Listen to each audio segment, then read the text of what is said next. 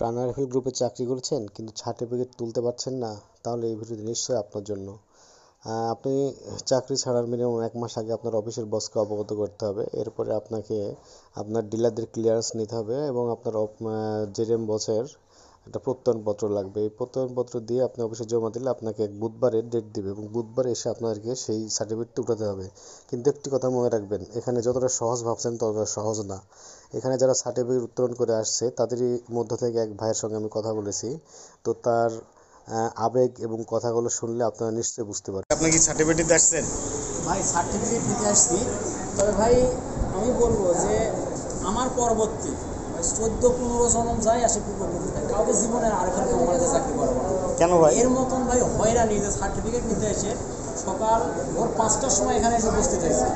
5টা থেকে অফিস খুলছে 9টায়। 9টার সময় এই যে আপনি রুমটা দেখেন, এই রুমের ভিতরে ভাই বন্ধু